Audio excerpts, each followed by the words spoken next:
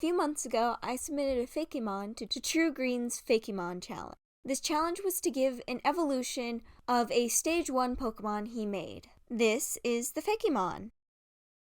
It was specifically designed to be basic, so that way the evolutions could be more unique.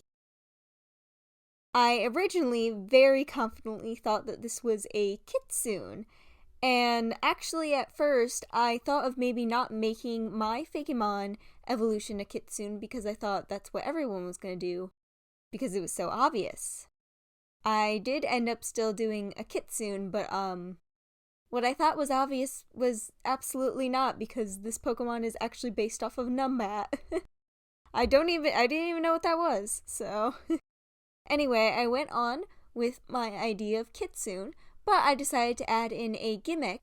The evolutions, and I'll explain why that's plural, are based off stages of life. And, like I said before, plural because I either didn't read all the rules carefully or it just wasn't stated in the rules, but I accidentally made this a 3-stage evolution, so I made 2 Fakemon evolutions for this one Pokemon. The first stage, the one I didn't make, will act kind of like a baby Pokemon. It's still learning about the world itself and adapting. The second stage is more adventurous, curious, and ambitious. This Fakemon was designed with a magical girl archetype in mind.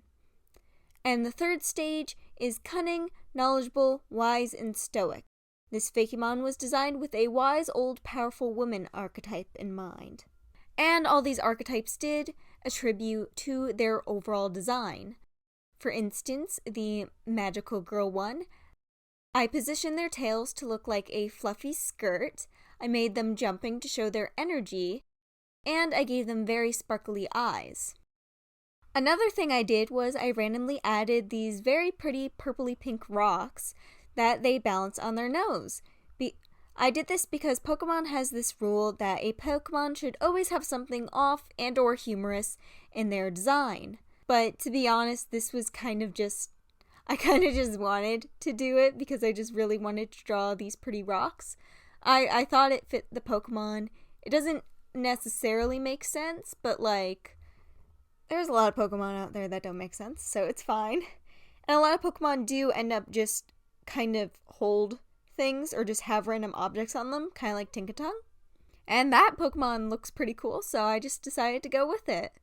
No harm, no foul. I also ended up putting the pink rocks in the hair because for the third stage, I wanted to have a bunch of hair sticks in the hair with these gems on the outside. For the third stage, I also based the fluff on the top of the head, the hairstyle, off of older traditional Japanese updos. Specifically, I wanted ones that actually looked like a fox, so I based it off some reference images. Additionally, in the middle of the body, I made the stripe that was previously there look a lot like an obi. And as for the tails, I just made them look very big and thus powerful, and I gave them 9 tails, since each evolution has a different amount of tails. And 9, in Japanese culture for Kitsune, is usually what they get when they are more powerful and more wise. There may also be other reasons, but those are some of the ones that are generally. Fun facts about these Pokemon: all the stages are clumsy. Stage 1 often loses their footing, lacks a center of gravity, and spatial awareness is low. Their clumsiness is similar to a child. These are also usually given to children trainers because they kind of match each other's energy. Stage 2 trips and rams into things due to having too much energy, excitement, and ambition. And Stage 3 is embarrassed about their clumsiness. It may trip on nothing and try to pretend like nothing happened, and it may get very angry or whiny if someone points out their mistake. Trainers of Kokosune, I have no idea if I'm saying that right, by the way. Trainers of Kokosune notice that after time their Pokemon start to look off. Sometimes they cast no shadow, sometimes their face is blurry, etc. Kind of like a lamp looks a little off kind of situation, except much less dark. It is rumor amongst Kokosune trainers that their Pokemon may not actually physically be there. They they may be off exploring or who knows what. But they didn't want to leave their trainers, so they would project themselves with their psychic abilities in order to stay by their trainer's side. Their abilities are strong enough to make even a projection seem real. An example of this is being able to touch it. It can battle, and other elements do interact with it, but sometimes there are blips. When a trainer passes away, the Kokosune will either disappear without a trace or go to a new trainer that they approve of. Very little are aware of this phenomenon, but it's a very well kept secret amongst Kokosune trainers. And if there is a new Kokosune trainer that does not know about this, they will teach them.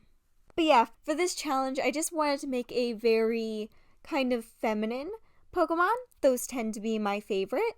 And Kitsune is just really fun. It seemed to fit, so I decided to go with that.